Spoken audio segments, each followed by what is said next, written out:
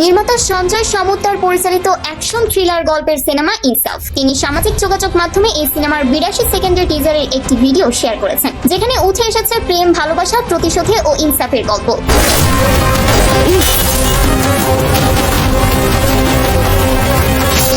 Share করা ভিডিওতে যেন ঝড় তুলেছে শরীফুল রাজ। নিজেকে ভেঙে চুরে নতুন করে আবিষ্কার করেছেন। এক সময়ের ক্রাশডন ইউসুফ হয়তো আবার ফিরে এসেছে আজব ক্যারেক্টার খুন করার পরে দুধ নিয়ে গোসল করে। ইউসুফের চরিত্রে অভিনয় করেছেন শরীফুল রাজ, আর তার বিপরীতে নায়িকা হিসেবে রয়েছেন তাসনিয়া ফারিন। কুখ্যাত খুনি ইউসুফকে কুড়াল হাতে মানুষকে হত্যা করতে দেখা যায়। হাতে কুড়াল, মুখে জ্বলন্ত সিগারেট আর চোখে মুখে প্রতিশোধের নেশা। খুন করার পরে সে নাকি দুধ দিয়ে গোসল করে। ইউসুফ কিন্তু কোনো সাধারণ মাস্তান। সব মিলিয়ে ভিন্ন এক গল্পে তৈরি হয়েছে ইনসাফ।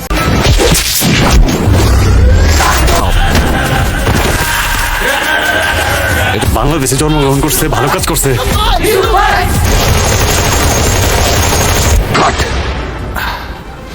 টিজারের শেষে চমকে দিয়েছেন মোশাররফ করিম। মেডিকেলের মাঝে ভয়ঙ্কর রূপে চোখে চশমা হাতে শটগান। তিনি বলেন, আমি অমানুষ মারি, মানুষ মারি না। আমি অমানুষ মারি, মানুষ মারি না।